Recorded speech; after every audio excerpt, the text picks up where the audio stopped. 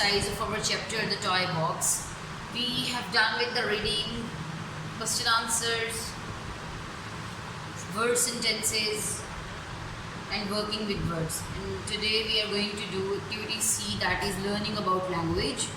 And in this activity we are going to learn about subject, verb and object. So study the following table first, that we have the subjects, then verb and their objects. He rattled the door, no. Then we could see 2 windows.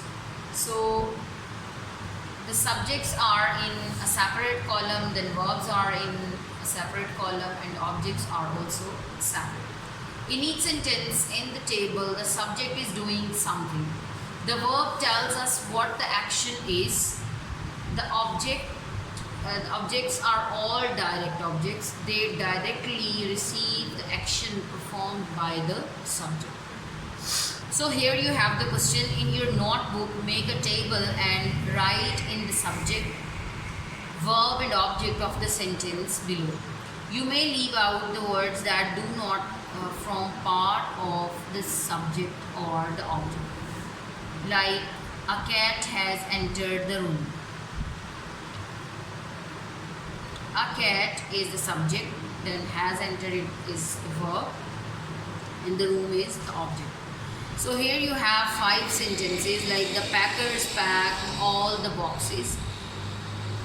In this manner you are going to make the tables on your notebook, and you will place the subject in the column of subject, then the verb in the column of the verb, and object in the column of object. So the packers is the subject, packed is a verb, and all the boxes is an object.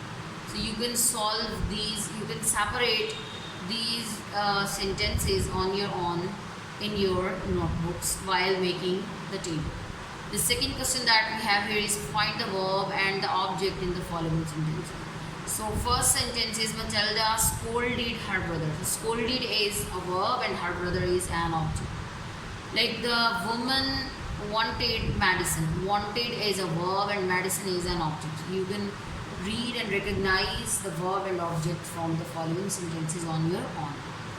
Fill in the blanks with suitable objects like Ahmed and Saqib watered dash in the evening. Watered the plants.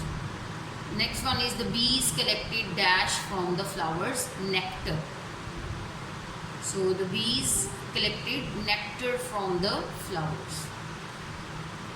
And then in the book we found dash, a feather. And then the lifeguard saved the girl. Dash have you done?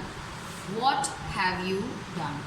So this was your learning about language topic, and the next topic that we have here is listening and speaking. This is your own topic and you are going to do it on your own, like reading with expression. How you're going to read with expressions?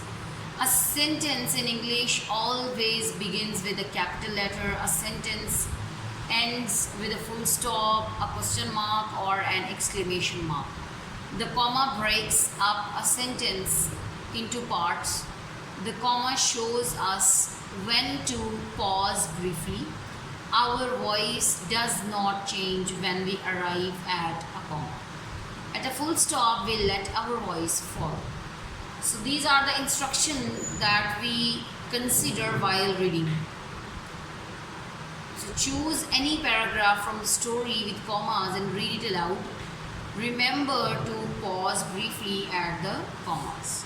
So you will choose, you will opt for the paragraph that you like from your chapter, and you are going to read it on your own.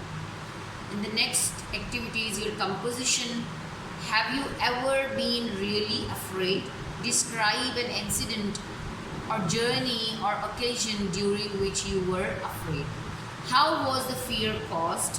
What effect did this have on your physical and mental state? So you are going to compose a paragraph on your own about the topic that has been given to you in this activity.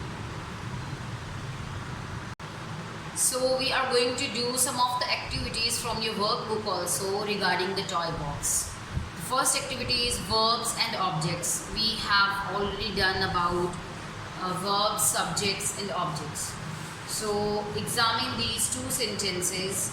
The verbs are in italics, like I heard some noise and he paused. You can see that heard and paused are in italics. They are verbs.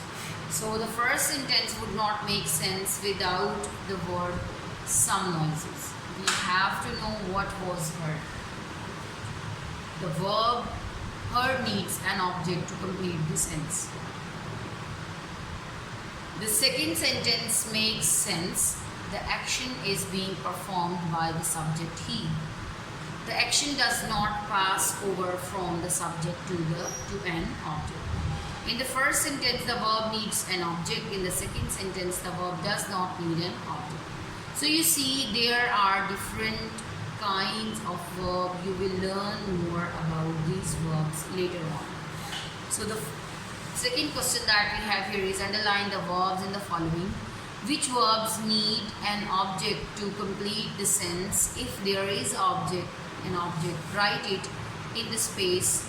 If there is no object, write none. So the first one is I stood in silence. Verb is stood, and here in this sentence you have no object. The second one is you will see when we get there. So the verb is see and there is no object in the sentence. So you can separate and you can do the remaining sentences on your.